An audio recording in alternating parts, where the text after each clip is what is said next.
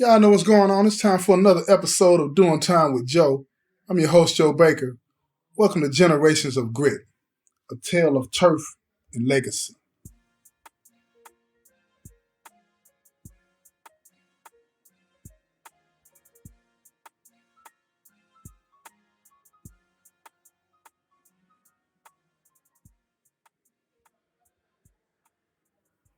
And look, Elijah and Jamal, they got off the phone with Marcus and Jack to discuss what their next move would be based on the new information they had been given by Jack. Now, they had no doubts that the information was true based on how Jack had acted. After going back and forth with the new information, they decided to call Adrian to see what he thought about it. Now, Adrian knew who Jack was because he had seen him a few times at the rec center. He knew him to be a young wannabe. Everybody knew that, looking for, what most young kids that join a gang looking for. You know what I'm saying? They look for what? A purpose, validation.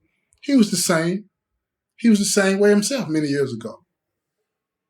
Now, we have to strike first and end this before it's too late, said Jamal.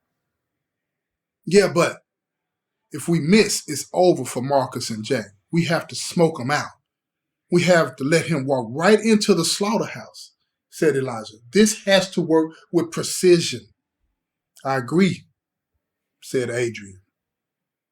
If you don't let him come to you, unaware of what's about to happen, you'll be right back here next month with the same problem, said Adrian. Now, I don't approve of what is about to happen from either side. And if there was a way to end this peacefully, I would be all for that. But neither of you are willing to give this lifestyle up, even if it could cost you a life of someone you love. So this is the reality you've created, and you got to face it. Because I'm partly responsible for creating this problem. I can't walk away. I can't go to the police. I can't put my head in the sand and act like this is not happening. Don't misunderstand me, though. If I thought it wouldn't end with somebody dying, I would. But since it won't, I have to bear the burden with you. Elijah knew how hard this must be for Adrian. And it wasn't his grandson. He would tell Adrian, if it wasn't for his grandson, he wouldn't even get Adrian involved in this. He'd tell Adrian to stand down in a pinch. But this isn't all he's got. He's got to play the cards that he's dealt. And Adrian is the guy. He's the guy that's going to make sure that things come off without a hitch. He's done it in the past, and he'll do it again. That's one thing he was sure of. In a pinch, there's nobody better than Adrian. Now, Marcus and Jack, they waited like they were told to. Neither one of them could even eat a bite of food. The phone rang and Marcus quickly picked it up. Said, "What's up, Pops? Did you eat something?" Jamal said. "Nah, we couldn't eat a bite," said Marcus. "Nerves will do that to you," said Jamal. "So what's up, Pops? What do you want us to do?" Elijah got on the phone and told him the plot, at least what they needed to know anyway. Now, show up at the address he gave you. You can't act suspicious. But because if he picks up on anything and knows that something is going on, it's going to be a problem. Now, I want both of y'all to know that we'll be right there. You're not going to be alone. Once he shows his face and gets in the middle of the room, you start running. Don't worry about him. Don't worry about him. He'll be armed, but he won't have a chance to pull it out. And if he gets it out, he won't be able to use it. I just need y'all to start running. Elijah didn't want to share too much with them because he wasn't sure if they really wouldn't mess the plan up. Because, young people have a tendency to give things away with their eyes. And this was too serious to lay everything out to them. These are two teenagers, and one of them is a wannabe. So he told them just enough to satisfy their curiosity. he couldn't divulge the whole plan. Now, the morning came quickly, and Adrian, he was back in familiar territory. Just being back around the chaos awakened his senses. He was on the hunt. He had to admit to himself that what he was feeling was exhilarating. He felt alive. What was it all about? Evil, he thought, makes a man feel this way. Even still, he didn't for 1 second regret walking away. Neither did he regret trying to save the life of someone who was a victim of the environment that he had given life to. Adrian waited until Marcus and Jack were out of school before he called them and told them to meet him at the rec center. When they arrived, he briefed them about what Elijah had told him to tell them. When he was done, he went over it again and again and again until they began to get frustrated with him. And that's when he knew they had it. They didn't want to be treated like kids. We got it, they kept saying. Okay, we're good. They were told to be there at 8 o'clock. Elijah's men had been there ever since last night, though. They didn't know that. They didn't need to. But he wanted to make sure they were not walking into a situation without protection. So Elijah had made some calls to his rivals to get permission from them to be there. He didn't go into detail with them, but he paid them good. It cost them a lot of money to be able to use their territory for what was about to go down. But money was no object when it came to protecting his grandson and maintaining his dominance over the city. That's what this was all about. It was all set. The only thing left to do was wait until 8 o'clock and end this nightmare forever, thought Elijah. It has to end tonight. Now, Marcus and Jack, they waited at Marcus's house till about 7 o'clock.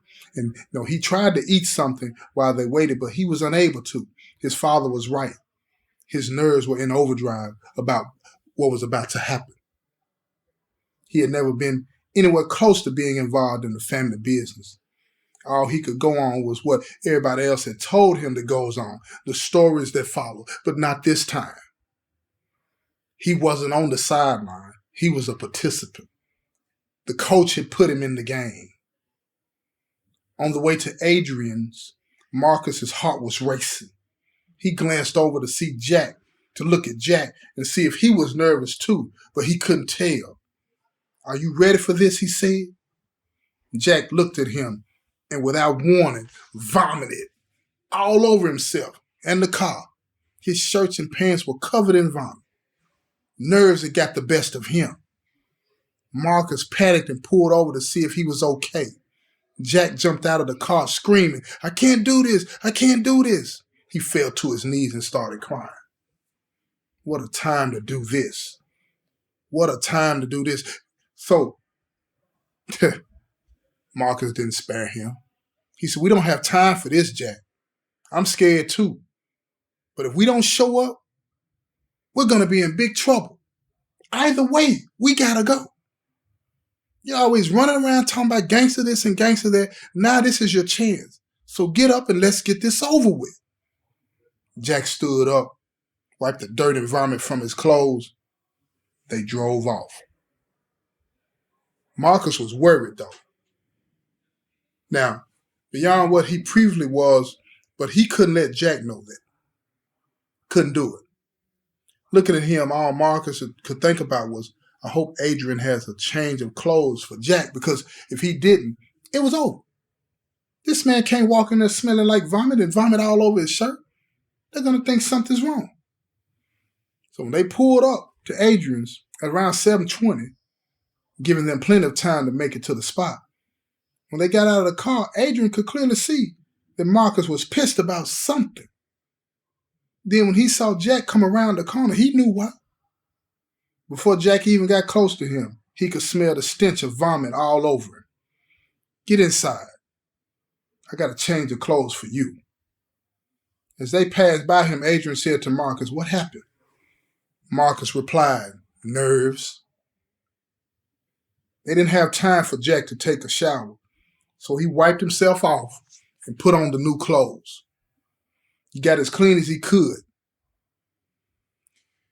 If things go as planned, they won't be anywhere close to Malik, so it won't matter. Adrian got in the trunk. The plan was to block Malik and his crew inside of the building. If they could take Malik alive, they would, but if not, oh well. They pulled up.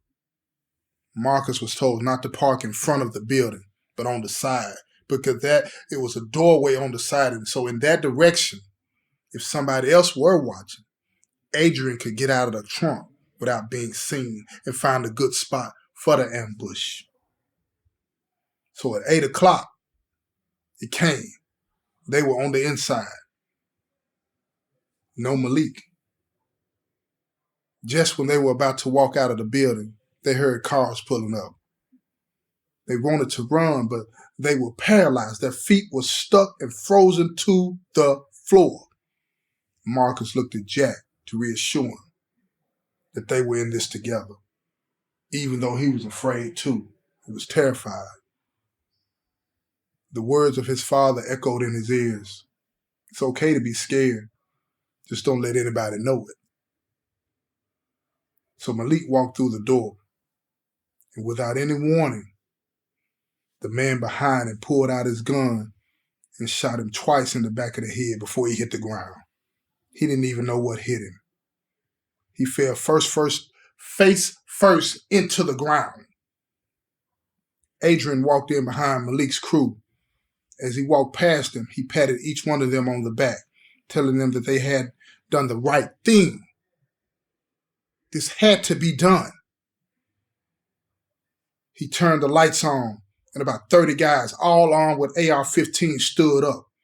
As they made their way down to the lower level, they all walked past Marcus and Jack, straight to Adrian. That's when they knew. They recognized who Adrian really was. It's the boogeyman that everybody talked about. It was Adrian. One by one, he shook their hands as they exited the building. "Are you two okay?" Adrian said, walking towards Marcus and Jack. They both, somewhat puzzled about what just happened, looked at him and said, "Yeah, I'm good," they said in unison. "Well, let's go. We can't be here all night." As they were leaving, Marcus noticed that a few of the guys were staying behind. They had shovels in their hands. They were staying behind to bury the body. He knew it. On the way home, they called Elijah and Jamal to fill them in on what happened. "How did it go?" asked Elijah. "It's over. You don't have to worry about little Malik anymore." "Yeah, I see you still got it." Adrian didn't respond because he didn't want Elijah to believe that he wanted anything to do with the life anymore. "Put my grandson on the phone." "What's up, Granddaddy?" said Marcus. "Are you okay?" "I'm good. Listen, I need you to consider what you say next very carefully." Adrian glanced at him. Without even being able to hear what was being said, Adrian knew what was being said. "Do you think we are safe with Jack knowing our business?" Marcus knew exactly what his grandfather was asking him. He wanted to know if they needed to take care of Jack now. After all, this is business. Even though Jack had done them a solid by coming clean about what was about to happen and keeping it quiet, it wasn't enough. Not in this game, not in the streets. It's never enough, he thought. "If you think we're safe, I need you to tell Adrian that you and Jack need something to eat. If you don't think we're safe, I need you to tell Adrian that you're hungry and need something to eat." Marcus turned to look in the back seat at Jack. He was looking out the window, tears in his eyes and visibly shaking. He was traumatized. This was it. This was the moment that Marcus would officially become a part of the family business. He turned back to the front, looked at Adrian and said, "Can you take me and Jack to get something to eat? We haven't eaten all day and we're starving." Adrian looked over his shoulder at Jack and said, "You hungry, son?" "Yeah, I could eat a horse," he said. Marcus talked for a few more minutes to his pops and his grandfather, the whole time thinking about how close Jack had come to joining Malik, and that he was the one that had made the decision. What a rush, he thought. This concludes this episode of Generation of Grits, a tale of turf and legacy. This has been another episode of Doing Time with Joe. I'm your host, Joe Baker, and I say peace, y'all.